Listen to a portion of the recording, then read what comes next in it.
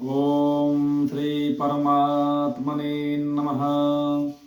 ओम लंबोदरं परमसुन्दरमेकदन्तं रक्ताम्बरं त्रिनयनं परमं पवित्रं उद्दं दिवाकरनिभो ज्वलकान्तिकान्तं विघ्नेश्वरं सकलविघ्नहरं नमामि। विघ्नेश्वरं सकलविघ्नहरं नमामि। श्रीमद्भगवद्गीता द्वितीय अध्याय श्लोक संख्या 56, 57, 58, 59 और 60 का हम श्रवण आप सभी को कराएंगे। पूर्व के क्रम में अर्जुन ने भगवान से पूछा कि हे प्रभु, स्थित प्रज्ञ पुरुष का क्या लक्षण है? स्थित प्रज्ञ पुरुष किसे समझा जाए, वह कैसे कार्य करता है, कैसे चलता है?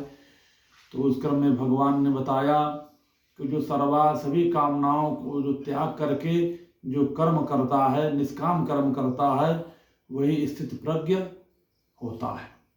आगे भगवान कहते हैं दुखिस्व अनुद विघ्नमना सुखेषु विगत स्पृह वीतराग भय क्रोध स्थित धीः मुनि उच्यते। भगवान कहते हैं दुखों की प्राप्ति होने पर भी, जीवन में कितना भी दुख आ जाए, दुखों की प्राप्ति होने पर भी जिसके मन में उद्वेग नहीं होता, यानी वह दुखी नहीं होता। सुखों की प्राप्ति होने पर जो अहंकार से युक्त नहीं होता, अर्थात सर्वथा निष्प्रिय है, जिसके राग भय क्रोध नष्ट हो गए हैं, ऐसा मुनि, ऐसा पुरुष स्थिर बुद्धि कहा जाता है। बहुत सुंदर बात भगवान ने बताई है। और आगे भगवान कहते हैं यह सर्वत्र नविस्नेह ततत प्राप्य शुभाशुभम नाभिनंदति न द्वेष्टि तस्य प्रज्ञा प्रतिष्ठिता। भगवान कहते हैं जो पुरुष सर्वत्र स्नेह रहित हुआ, उस शुभ या अशुभ वस्तु को प्राप्त होकर न प्रसन्न होता है, न द्वेष करता है, उसी की बुद्धि स्थिर है। अर्थात भगवान कह रहे हैं कि उस स्थिर प्रज्ञ बुद्धि वाले को उसका कोई स्नेह भी कर दे, कोई सम्मान भी कर दे, अथवा कोई अपमान भी कर दे, उसको शुभ या अशुभ वस्तु प्राप्त होने पर भी न शोक करता है, न प्रसन्न होता है और न किसी से द्वेष करता है, उसी की बुद्धि स्थिर है। अगर ये सब पैमाना देखा जाए तो आज के इस कलिकाल में कहीं करोड़ों अरबों में एक दो मिलेंगे स्थिर बुद्धि वाले, किसी की बुद्धि स्थिर नहीं है। आगे भगवान कहते हैं यदा संहरति चायं कुर्मोऽङ्गानीव सर्वशः इंद्रियाणि इंद्रियार्थेभ्यः तस्य प्रज्ञा प्रतिष्ठिता। भगवान कहते हैं जैसे कछुआ सब ओर से जरा भी आहट होने पर, एक कछुआ को आप देखे होंगे, एक कछुआ को हल्का सा भी शोरगुल होता है तो सभी तरफ से जो है हल्का सा भी आवाज आई, शोरगुल हुआ तो अपने सभी अंगों को समेट लेता है। वैसे ही जब यह पुरुष इंद्रियों को अपने बस में कर लेता, अर्थात नियंत्रित कर लेता है, इंद्रियों को सब प्रकार की कामनाओं से हटा लेता है, समेट लेता है, तो उसकी बुद्धि स्थिर है, ऐसा समझना चाहिए।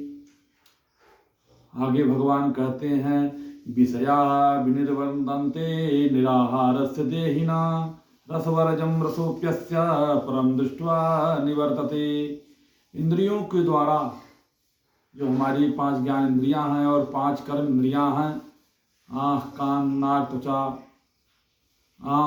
नाक त्वचा जिह्वा, जो 5 ज्ञान इंद्रियां हैं, हाथ पैर मुख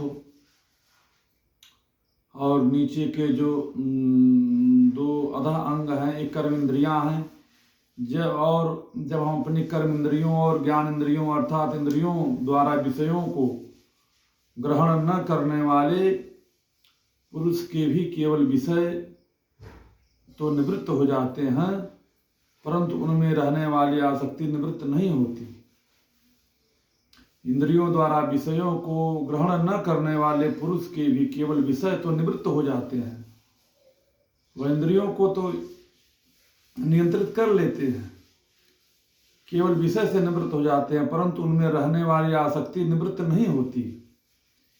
इस स्थित प्रज्ञ पुरुष की तो आसक्ति भी परमात्मा का साक्षात करके ही निवृत्त हो जाती है। तो जो इंद्रियों को अपने वश में कर लिया, सर्वथा अपने अनुकूल बना लिया, लेकिन उसकी आसक्ति की निवृत्ति नहीं होती है, तो जब भगवत कृपा हो जाएगी, जो परमात्मा का साक्षात्कार हो जाएगा, तो उस पुरुष की आसक्ति की भी निवृत्ति हो जाती है, अर्थात वह स्थित प्रज्ञ हो जाता है। आगे कहते हैं भगवान, यततो ह्यापि कौन्तेय पुरुषस्य विपश्चितः इंद्रियाणि प्रमाथीनि हरन्ति प्रसभं मनः। भगवान कहते, हे अर्जुन, आसक्ति का नाश न होने के कारण जब हमारी आसक्तियां प्रबल रहती हैं, हमारी किसी न किसी सांसारिक भौतिक सुख संसाधन हैं, भौतिक सुख सुविधाएं हैं, जब इनमें हमारी आसक्ति बनी रहती है, तो इन आसक्ति नाश न होने के कारण ये प्रमथन स्वभाव वाली इंद्रियां यत्न करते हुए, ये जो हमारी इंद्रियां हैं, इनका वेग, इनका जो है स्वभाव मन को चंचल करना होता है। तो जब आसक्ति न होने के कारण जो प्रमथन स्वभाव वाली इंद्रियां हैं, जो हमारे शरीर को मस्ती यत्न करते हुए बुद्धिमान पुरुष को, मन को भी बलात् हर लेती हैं। अर्थात वह पुरुष चाह रहा है कि नहीं, यह कार्य गलत है, अमुक काम हम नहीं करेंगे, लेकिन इंद्रियां जो है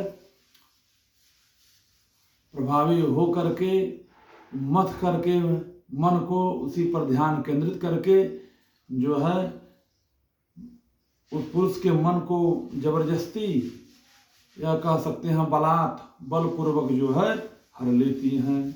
इस प्रकार से जय श्री राधे, जय श्रीमन नारायण। हमने आपको 5 श्लोकों का श्रवण कराया। आशा करते हैं कि आप सभी लोग हमारे जो है श्रीमद् भगवद गीता के श्लोकों का श्रवण करेंगे और हमारे वीडियो को लाइक कमेंट करेंगे और हमारे चैनल को सब्सक्राइब करेंगे। आप लोगों के सहयोग से ही कार्य आगे बढ़ेगा और आप लोगों के सहयोग की ही आवश्यकता है। और हमारा उद्देश्य गीता जो है वीडियो हम यूट्यूब पे अपलोड करते हैं, यूट्यूब के माध्यम से जो है आप सभी को, हमारा उद्देश्य केवल यही है कि हर स्थिति में हमें अपने जीवन के मार्गदर्शन के लिए, जीवन में हमें क्या करना चाहिए, और जीवन में जब हमें मार्ग दिखाई न दे, वैसे इस स्थिति में भी और वैसे भी हर स्थिति में अपने आत्ममंथन करने के लिए हमें गीता का श्रवण और पठन पाठन अध्ययन अवश्य करना चाहिए। इस मृत्युलोक रूपी संसार में गीता जो है हमारे लिए एक नौका के समान है, हमारे लिए दिव्य जहाज के समान है, जिस पर हम, जिसके आत्म उपदेश से, जिसके परम